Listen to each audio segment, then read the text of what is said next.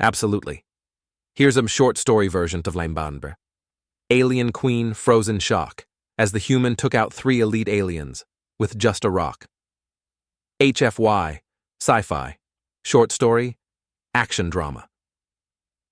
The wind howled across the broken citadel, shards of obsidian drifting like snow. Smoke curled from shattered towers. The battle was over, or so it seemed. Cade Voss stood alone, battered, helmet cracked, rifle useless, the last of his platoon, the last human on this cursed moon. Blood, his and not, coated his uniform. Behind him, half buried in rubble, was her Queen Veilari, sovereign of the Zalari dominion. They had fought once, enemies, until he saved her life in the wastelands of Drelsoon, pulling her, just a wounded alien girl then, from the wreckage. Years passed. She rose to power. He disappeared into shadows, and now fate had spun its wheel again. 3 of her elite enforcers, Inbury, emerged from the smoke, towering, clawed. Their exosuits glinted with plasma traces. These weren't soldiers. They were executioners. They didn't ask questions, didn't wait for orders. Veilari's lips parted. No, too late. The first one lunged. Cade dove to the side, rolled across jagged stone, and came up empty-handed. No weapon, just debris.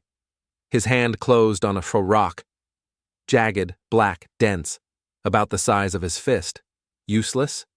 Maybe. But he wasn't about to die kneeling. The enforcer swung. Cade sidestepped, let the blade pass an inch from his neck, then slammed the rock into the alien's eye plate. With a sickening crack, the visor spiderwebbed. A burst of pressurized gas vented as the alien spasmed, stumbled, and Cade struck again.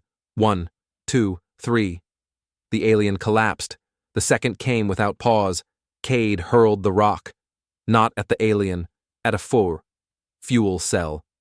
Half crushed under rubble. The impact sparked. The explosion wasn't big, but it was enough. The enforcer was flung backwards, armor smoking. 2 down. The third roared. This one was smarter, meaner. It tackled Cade with the force of a freight carrier, slamming him into a pillar hard enough to crack bone. Cade's breath left him in a gasp. Claws ripped at his vest. He fought back, blind, half-conscious, until his hand found that same rock, somehow still nearby. He jammed it into the soft joint, under the alien's chin, and drove it upward with every ounce of dying strength. The enforcer shuddered, twitched, and fell.